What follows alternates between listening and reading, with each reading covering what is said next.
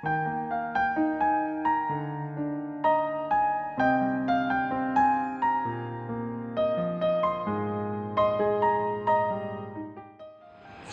Bapak Ibu, selamat malam. Kembali kita akan bersama-sama merenungkan firman Tuhan pada malam hari ini. Sebelumnya mari kita bersama-sama. Bapa di surga, terima kasih atas kesempatan yang diberikan kepada kami. Malam hari ini kami akan merenungkan firman-Mu. Kami akan memahami apa yang Tuhan kehendaki untuk kami lakukan dalam kehidupan ini. Tolonglah kami dengan kuasa Roh Kudus, sehingga kami beroleh pengertian akan firman-Mu dan dimampukan untuk melakukannya. Dalam nama Tuhan Yesus Kristus kami berdoa. Amin. Bapak Ibu yang dikasihi Tuhan, nas kita pada malam hari ini yakni dari 1 Korintus pasal 15 ayat 1 sampai ayat yang ke-11. Siapa mengajak kita untuk merenungkannya dengan tema respon terhadap kasih karunia Allah. Bapak Ibu dikasihi Tuhan, kadang tetapi tidak semua orang itu ada memiliki masa lalu yang tidak berkenan di hadapan Tuhan, yang jauh dari apa yang Tuhan inginkan. Namun kasih Allah yang dinyatakan melalui anaknya Yesus Kristus ingin menyelamatkan seluruh manusia melalui kematiannya dan kebangkitannya. Bapak Ibu, tugas kita pada malam hari ini ada tokoh yang bernama Paulus.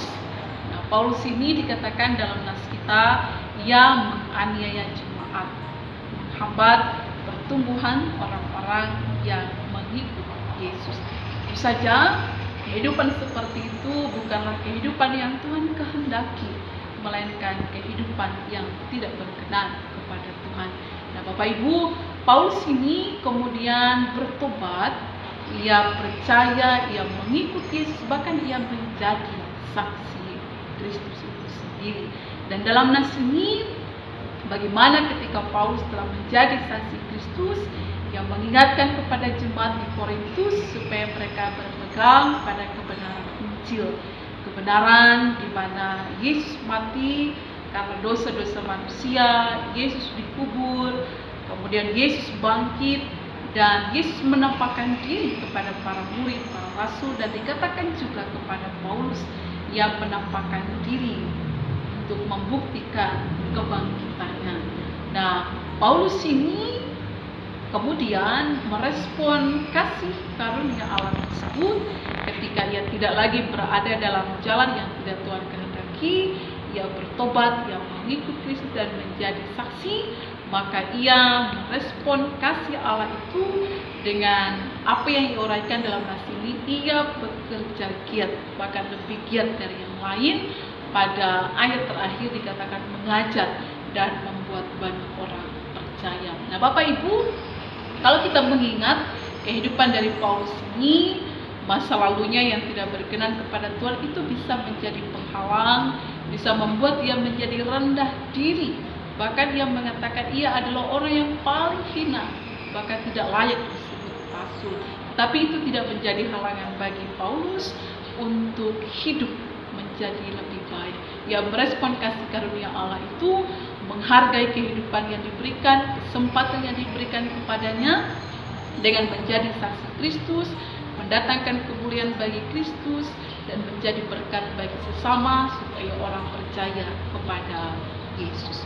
Bapak Ibu yang saya kasihi, dalam kehidupan kita pada masa kini, mungkin ada yang memiliki masa lalu yang tidak berkenan kepada Tuhan. Tapi Bapak Ibu, mari kita mengingat, kita baru saja merayakan, memperingati Jumat Agung kematian Tuhan, dan kita merayakan kemenangan kebangkitan Yesus pada perayaan Paskah, dan itu mengingatkan kita akan kasih karunia Allah yang diberikan kepada kita. Maka kita menghargai kehidupan yang diberikan anugerah Allah tersebut dengan menjadikan hidup kita untuk kemuliaan namanya, menjadi berkat bagi sesama.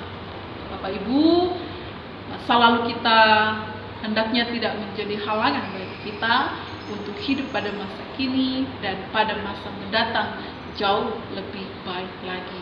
Pelajaran dari Paulus, kita diingatkan untuk semangat, memiliki motivasi hidup, merespon kasih karunia Allah itu dengan menjadikan hidup kita jauh lebih baik dari saat ini, meninggalkan masa lalu yang tidak baik dan hidup dengan harapan-harapan yang jauh lebih baik. Kiranya firman Tuhan ini menjadi sukacita, menjadi motivasi, menjadi semangat bagi kita. Kebangkitan Tuhan membawa semangat baru, hidup baru yang jauh lebih baik secara pribadi, keluarga, masyarakat, persekutuan, dan kesemuanya itu menjadi kemuliaan bagi nama Tuhan. Tuhan memberkati kita. Amin. Mari kita mensyukuri firman Tuhan ini, kita berdoa.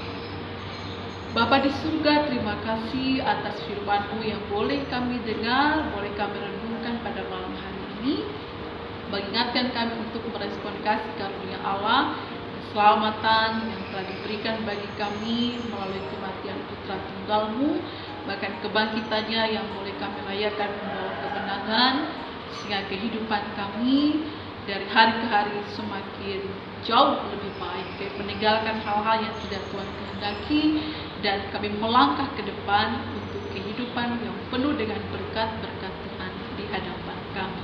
Terima kasih atas firman-Mu, biarlah memberikan kami kekuatan, motivasi, semangat merespon kasih karunia Allah dengan memberi hidup kami menjadi pribadi yang jauh lebih baik dari hari-hari kemarin. Di dalam nama Tuhan Yesus Kristus kami berdoa. Amin.